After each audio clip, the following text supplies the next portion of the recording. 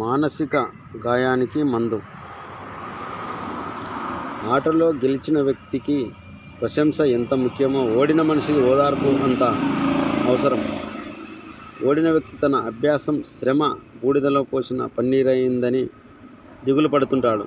అలాంటి సమయంలో గెలుపు కన్నా ఓటమిచ్చే అనుభవం గొప్పదని, ఆటలోని మెలకువలను మరింతగా ఒడిసి పట్టుకుని ద్విగుణీకృత ఉత్సాహంతో తలపడితే విజయం తథ్యమన్న స్ఫూర్తిదాయక మాటలు చెబితే అతడి మనసు కుదుటపడి తదుపరి పోటీకి సమాయత్తమవుతుంది.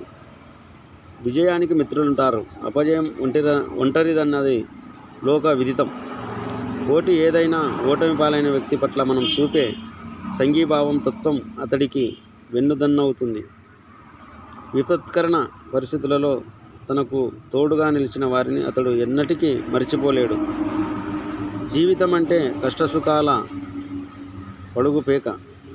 ఇవాళ సంతోషంగా ఉన్నాం కాబట్టి రేపు బాధ కలగదన్న నమ్మకం లేదు.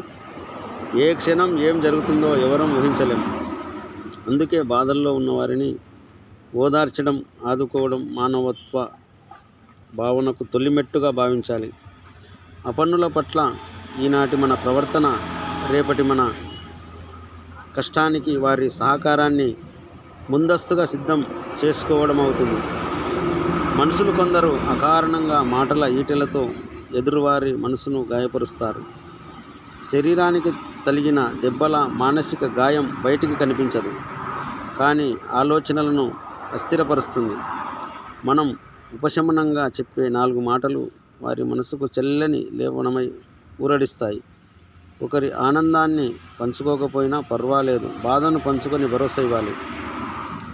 మానసిక అర్భకులను ఒక కంట గమనిస్తూ వీలైనంత వరకు వారితో గడుపుతూ వారిలోని దైన్యాన్ని పటాపంచలు చేయాలి. కొంతమంది పరిస్థితుల ప్రభావానికి లోనై కుంగిపోతుంటారు.